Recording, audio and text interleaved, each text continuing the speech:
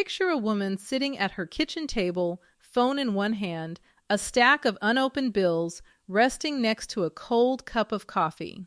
She's staring at a single number glowing on the screen. Her retirement account, $16,500.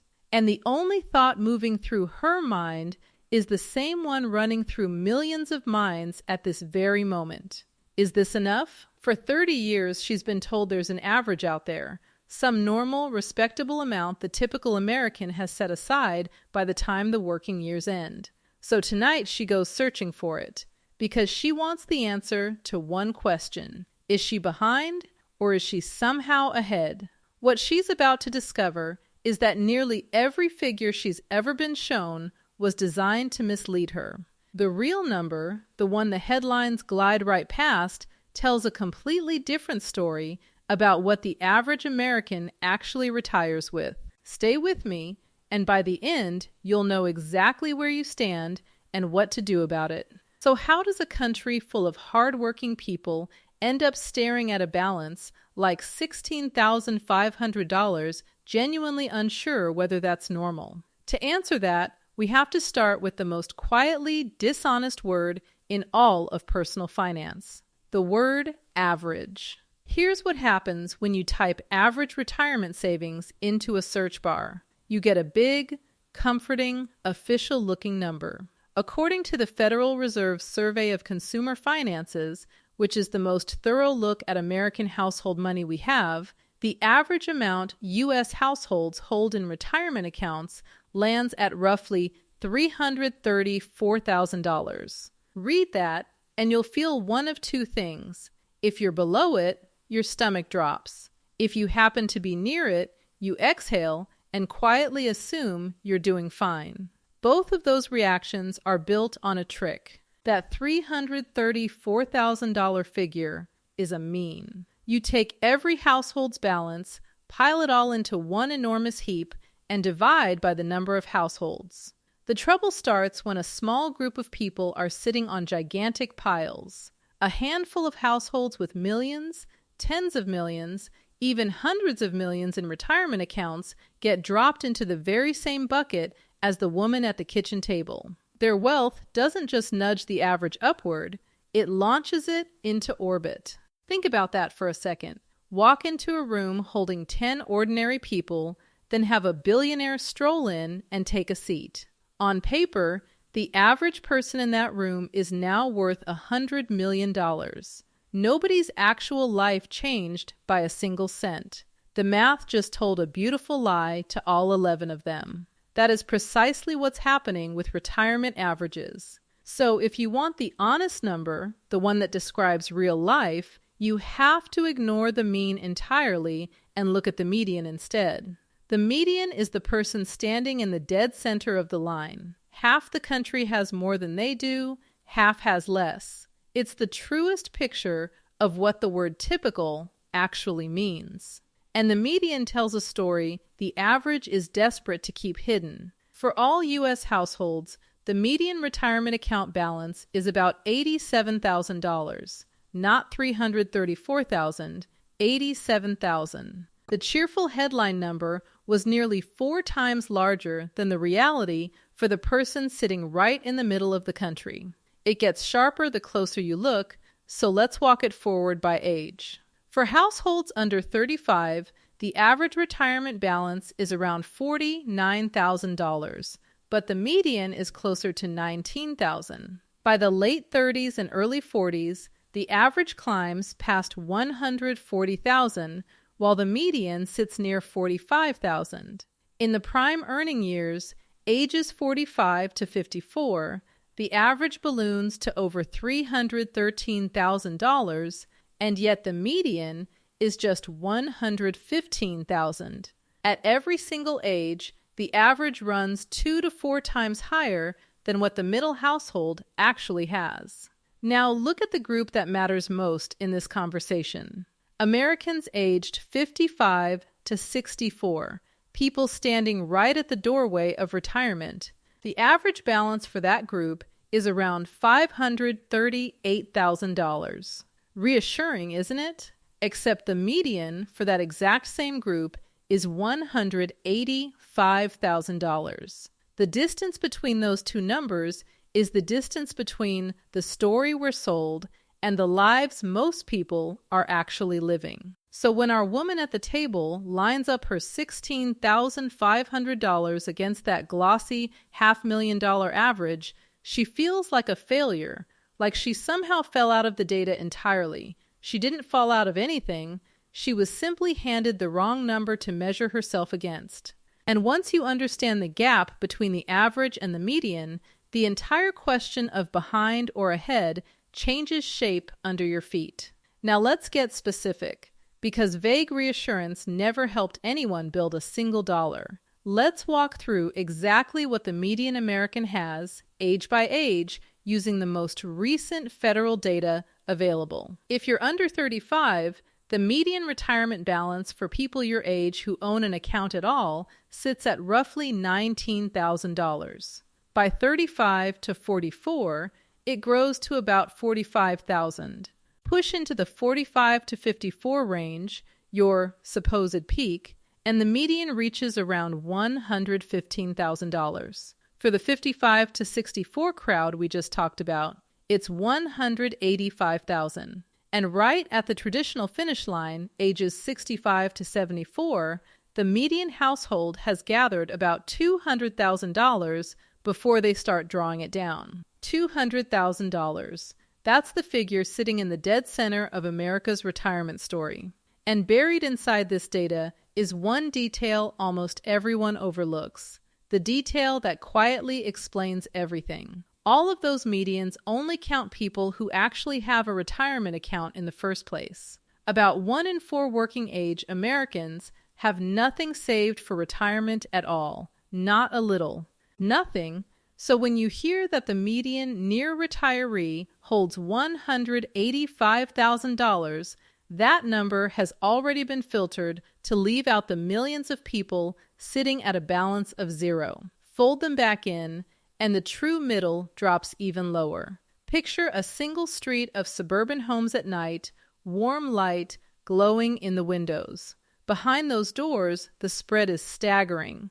One household quietly has 7 figures invested and a paid-off mortgage. 3 doors down, someone is turning 60 with an empty account and a Social Security statement they're afraid to even open. The woman with her $16,500 isn't some rare cautionary tale you watch from a safe distance. She's standing shoulder to shoulder with an enormous slice of the country. The big retirement firms see this up close, every day. Vanguard manages workplace retirement plans for millions of American workers, and each year they publish what those real accounts actually hold. Their most recent data puts the median account balance at about $44,000. The average inside their system is far higher, up around $168,000, because once again, a small number of very large accounts drags the mean upward and away from reality. For their youngest workers, the ones under 25, the median balance is under $2,000. The pattern repeats everywhere you look, across every data set, in every age band. Most people have dramatically less than the headlines imply. Let me put a face on the other end of that spread so the median doesn't feel abstract. Imagine a 28-year-old named Marcus who started contributing the day his first real job offered a plan. He isn't rich, he just started early and never stopped. By his late 20s, he's already passed the median for his entire age group, and the only thing he really did differently was begin. Hold on to Marcus, because his story and the woman's story collide later in a way that explains the cruelest rule in all of investing. But a balance is just a pile of money sitting still on a screen. What actually matters is what that pile can do for you once the paychecks stop arriving. So let's translate these numbers into real life, into groceries and rent and the light bill. There's a long-standing guideline called the 4% rule. The idea is that you can withdraw about 4% of your nest egg in your first year of retirement, then adjust that amount for inflation each year after, With a reasonable chance, the money lasts you roughly 30 years. Apply that to $200,000, the median for a household right at retirement age, and you get about $8,000 in that first year. Spread across 12 months, that's somewhere near $660. $660 a month. That's the kind of number that makes accountants wince. After 40 years of work, after every early shift and skipped vacation, the household sitting in the exact middle of the country can pull a few $100s a month from everything they ever managed to save. Run the same math on the 55 to 64 median of $185,000, and it's even less, closer to $600 a month, which forces an obvious and deeply uncomfortable question. If that's all the savings actually produce, how on earth is anyone retiring at all? The answer is the quiet pillar holding the entire system upright: Social Security. For most retirees, Social Security was never meant to be the main course. It was designed as a backstop, a floor, a supplement sitting on top of pensions and personal savings. But for a huge share of the country, it has quietly become the whole meal. As of 2026, after the 2.8% cost of living adjustment took effect this past January, the average retired worker collects about $2,071 a month. Across a full year, that comes to roughly $25,000. Now set the two numbers side by side.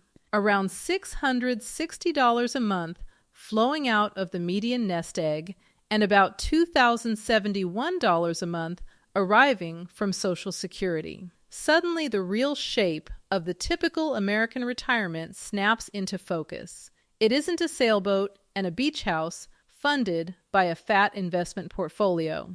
It's a modest government check doing almost all of the heavy lifting, with personal savings filling a thin little margin around the edges. And the data confirms it without flinching. Roughly 78% of retired Americans say they lean on Social Security to cover their necessary expenses. Nearly 9 out of 10 people over 65 collect it. When retirees report where their monthly income actually comes from, that single check makes up around 40% of it, and for a large share of seniors, it covers at least half of everything they live on. The program, built to be a safety net, has quietly turned into the trapeze, the platform, and the ground. There is a ceiling, by the way, and it's worth knowing. The maximum possible Social Security benefit for someone retiring at full retirement age in 2026 is about $4,152 a month. But to get anywhere near that, you'd have needed decades of very high earnings and the discipline to wait until full retirement age to claim. The average worker lands less than halfway there. So that comfortable maximum is real, but it is not the experience most people are walking into, which would all be fine, manageable even, if the foundation were solid rock.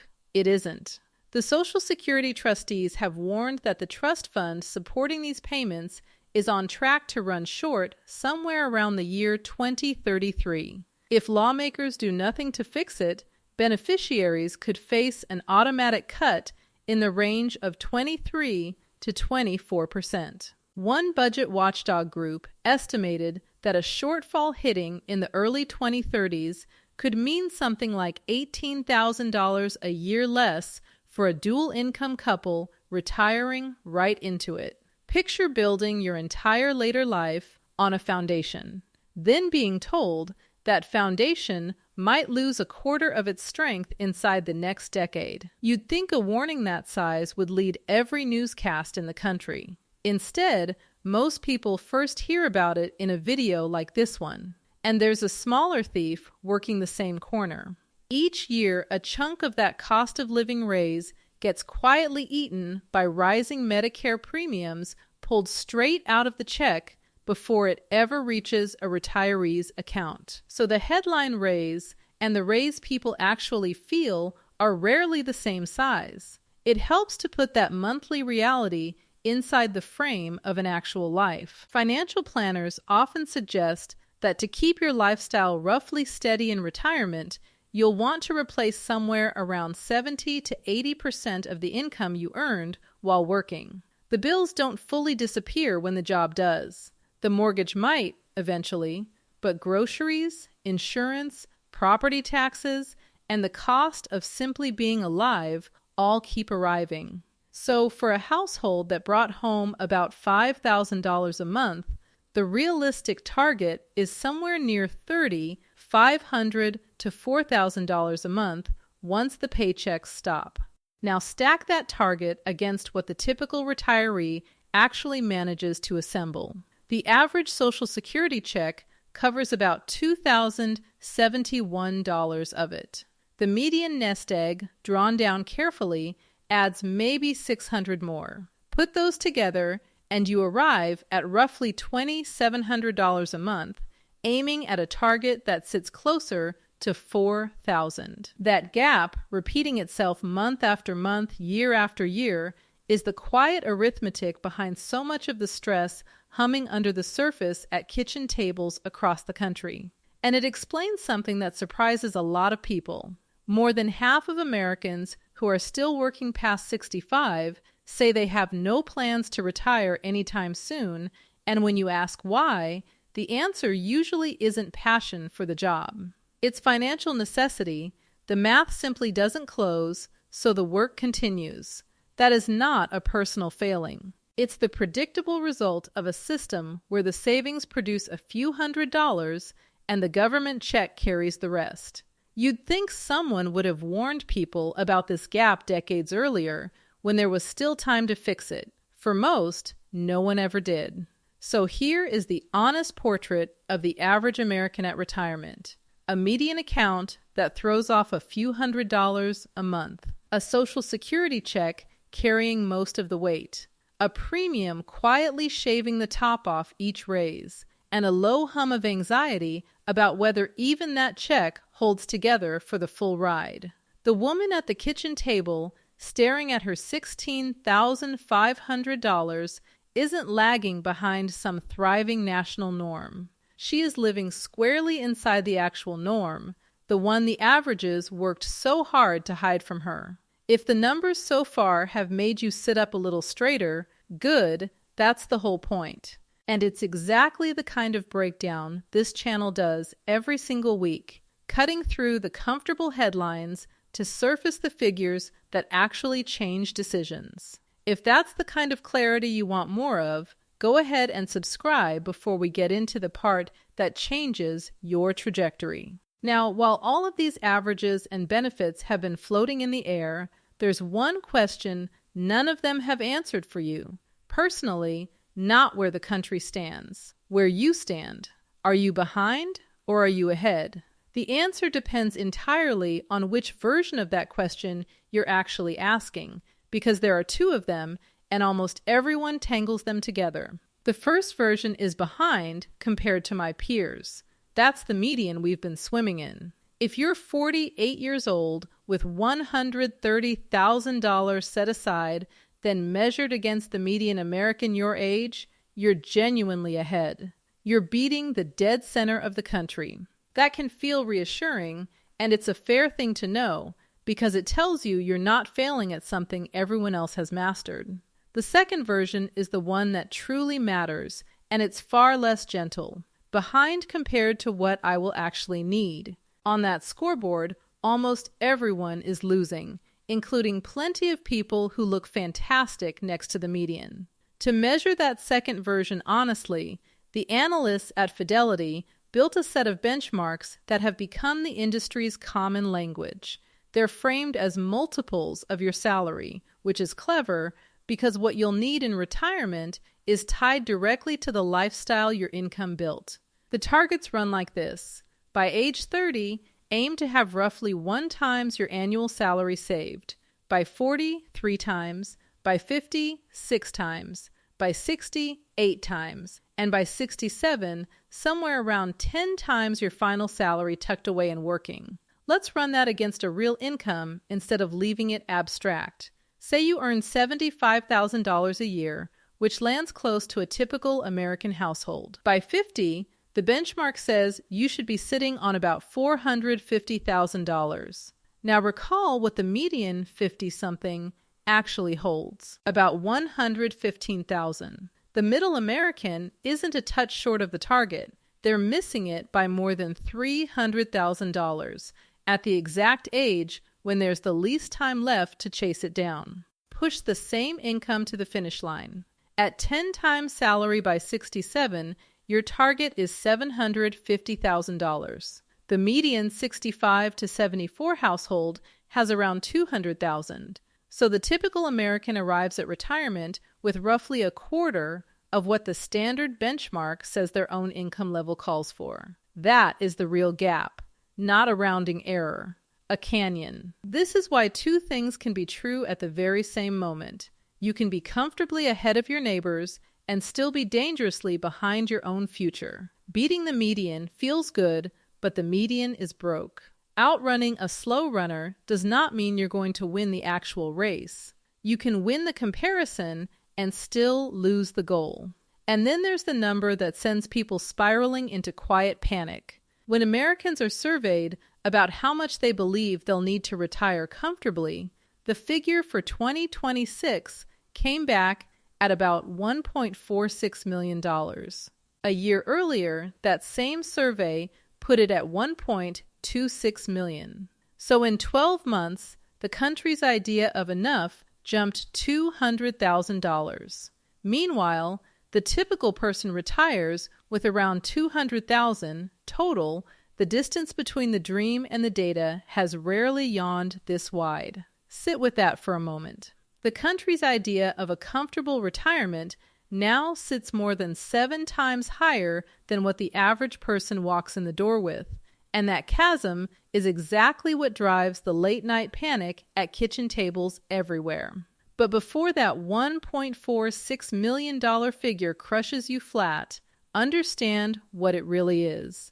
It's a feeling, not a calculation. It's what people guess they'd need in order to feel safe, and human beings are notoriously terrible at that particular guess. Your real number depends on your actual expenses, your housing situation, your health, your debts, when you choose to claim Social Security, and where in the country you live. A retiree with a paid-off home in a low-cost town needs a fraction of what a renter in an expensive city does. Plenty of people retire perfectly comfortably on far less than $1.5 million.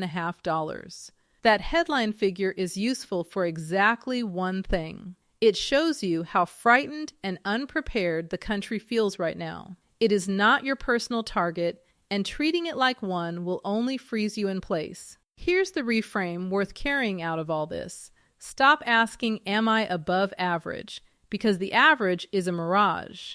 Ask 2 cleaner questions instead. First, how do I compare to the median so I know I'm not uniquely failing? Second, how do I compare to the benchmark for my own income so I know the size of the actual gap I need to close?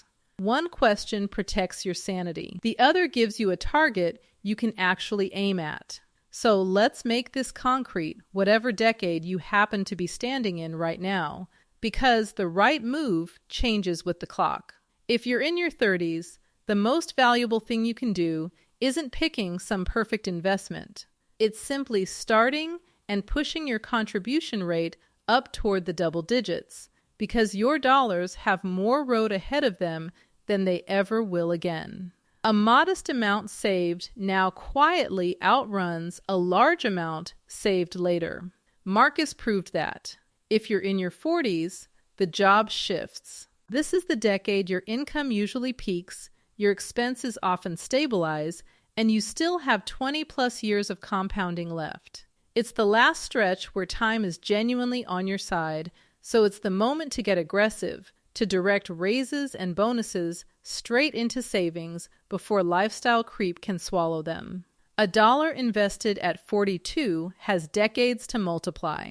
The same dollar at 52 does not. If you're in your 50s, the strategy turns to the catch-up, provisions the tax code hands you on purpose, and to protecting what you've built from a badly timed market drop right before you need the money. This is the window to know your real benchmark cold, to close the gap with everything available, and to start mapping when you'll actually claim Social Security. And if you're in your 60s, the levers narrow, but they get powerful. The super catch-up, the decision to delay benefits, and the simple choice to work even 2 or 3 years longer can reshape the entire math. Each extra year is one fewer year your savings has to stretch across, and one more year for everything to grow.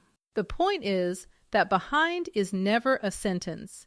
It's a starting position. And the right next step is always the one that fits the decade you're actually in. So if the gap is this enormous and this widespread, the only fair question left is why. Why are so many capable, hardworking people landing so far from where they need to be? Because it almost never comes down to laziness, and it usually isn't a lack of intelligence.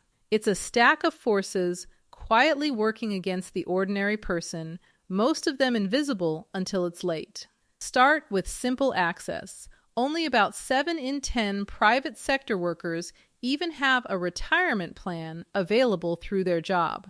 That leaves a massive group with no automatic system pulling money aside for them at all, no payroll deduction quietly doing the work in the background. And among those who do have a plan, not everyone enrolls, and not everyone who enrolls contributes enough to matter.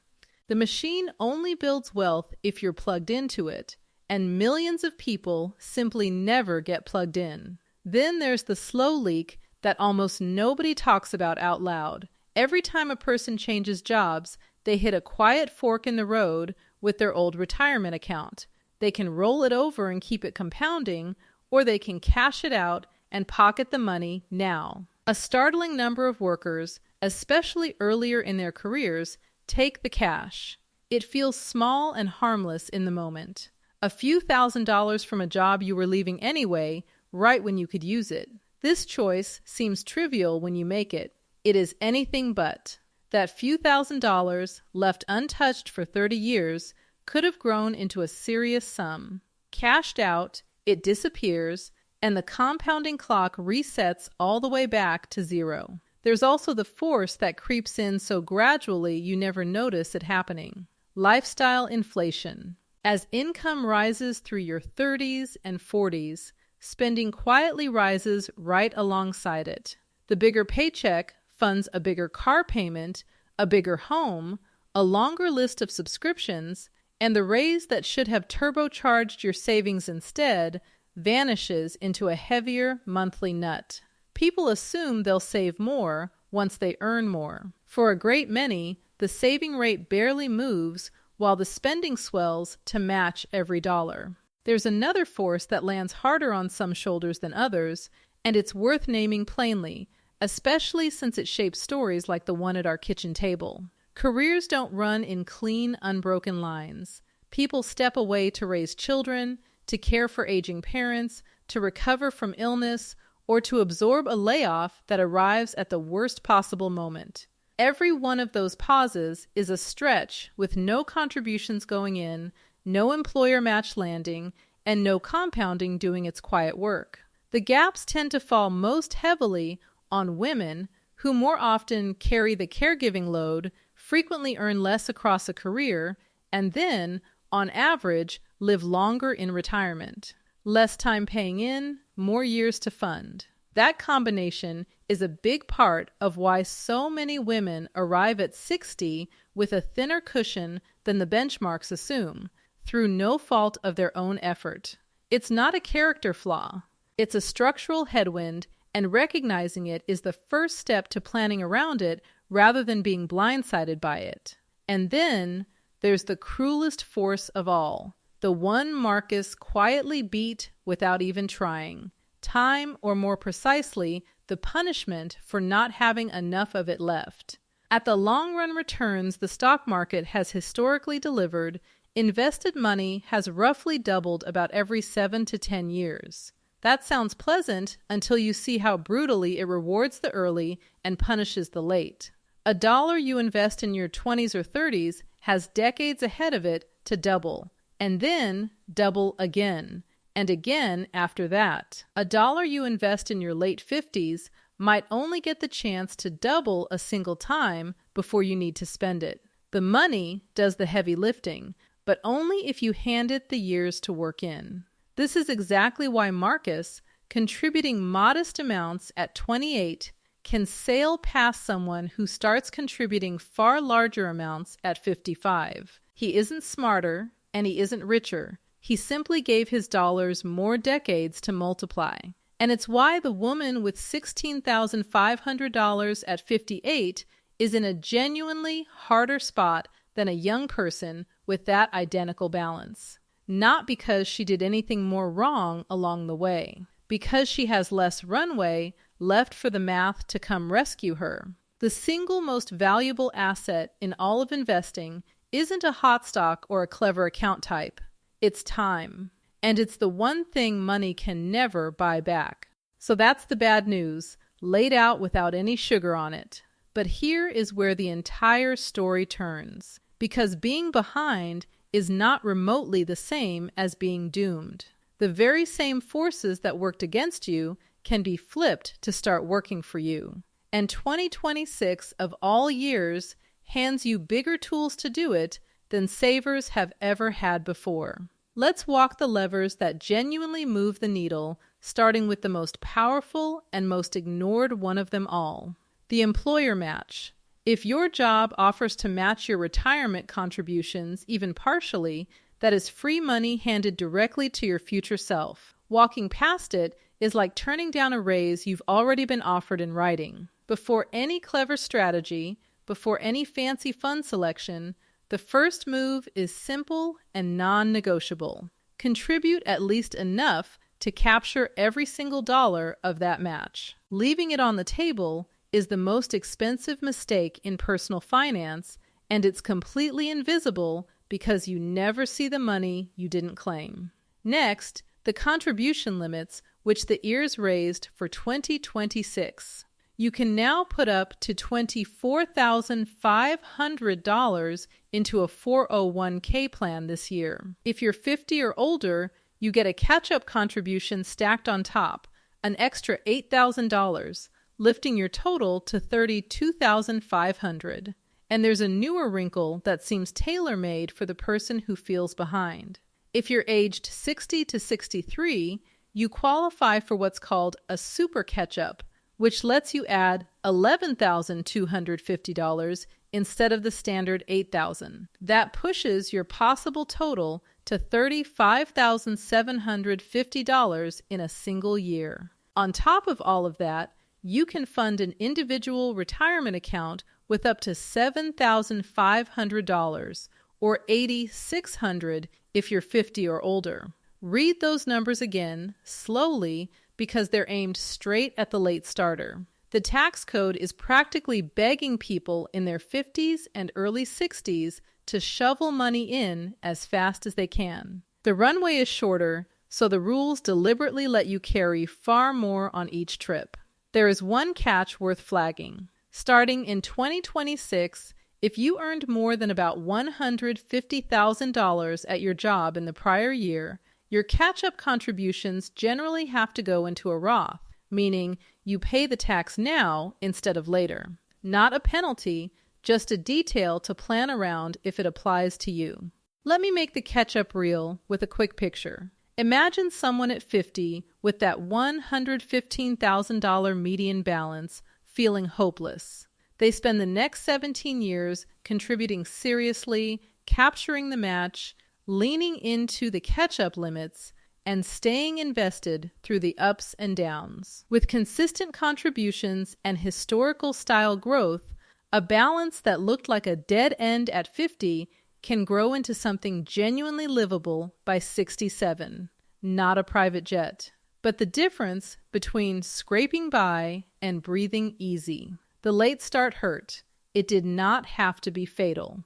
And people are responding, which is the encouraging part. The combined savings rate, counting what workers contribute plus what employers chip in, recently climbed to a record high near 14%. A big reason is quiet automation.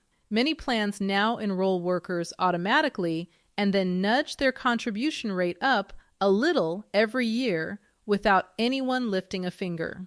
Automatic escalation is doing what raw willpower almost never manages, raising savings year after year on autopilot.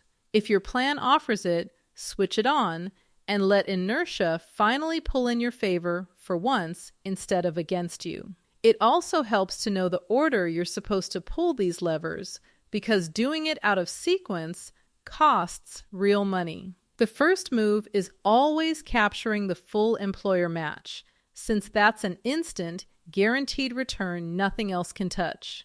The second move, before piling more into investments, is wiping out high-interest debt, the credit cards charging you 20% or more, because no reliable investment beats the guaranteed return of not paying that interest anymore. Only after those two are handled does it make sense to push toward maxing out your tax-advantaged accounts. Match, then high-interest debt, then fill the buckets. Run it in that order, and every dollar works as hard as it possibly can. And there's a quiet fourth account most people walk right past, even though it may be the most tax-friendly tool in the entire system.